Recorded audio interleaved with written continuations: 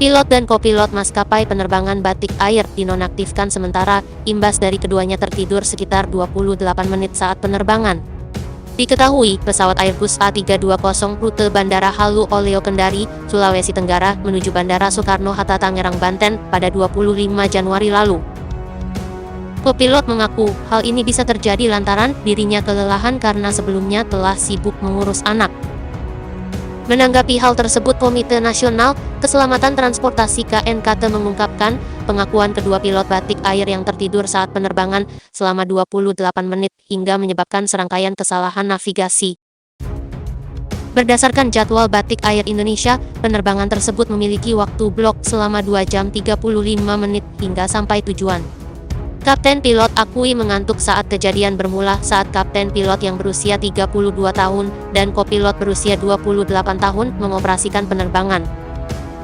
Saat pesawat mencapai ketinggian jelajah sekitar pukul 8:37 waktu setempat, kedua awak melepas headset dan pilot bertanya kepada kopilot pertama apakah dia boleh tertidur. Kopilot pun setuju.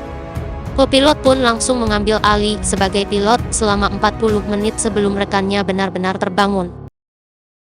Sang kapten pilot itu langsung bertanya, apakah kopilot ingin beristirahat? Kopilot pun langsung menolak dan memilih melanjutkan tugasnya. Sekitar pukul 8:43 waktu Indonesia Barat, kopilot yang masih menerbangkan pesawat melakukan kontak awal dengan pengatur lalu lintas udara Jakarta. Ia diinstruksikan menuju waypoint Kurus yang terletak di timur laut bandara ibu kota. Saat itu, pesawat sedang terbang dengan arah 250 derajat dan berada di sebelah timur titik jalan. Lantas sekitar 1 menit setelah kontak dengan Jakarta, kopilot pun tidak sengaja tertidur. Pusat Kendali Udara Wilayah Jakarta menanyakan kepada kru berapa lama A320 perlu terbang pada jalurnya saat ini, namun tidak mendapat tanggapan.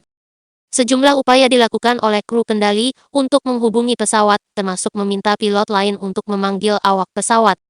Sekitar 28 menit setelah petugas pertama tertidur, kapten terbangun dan menyadari bahwa pesawat tidak berada di jalur yang benar.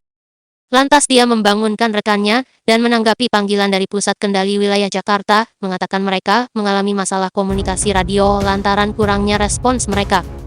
Pihak KNKT mengungkapkan meskipun sempat tertidur 28 menit, beruntung pesawat bisa mendarat dengan selamat di Jakarta dan tidak ada kerusakan pada pesawat atau cedera pada penumpangnya. Namun, KNKT mendesak Batik Air Indonesia mengembangkan prosedur rinci untuk melakukan pemeriksaan kokpit untuk memastikan bahwa pemeriksaan kokpit dapat dilaksanakan dengan benar.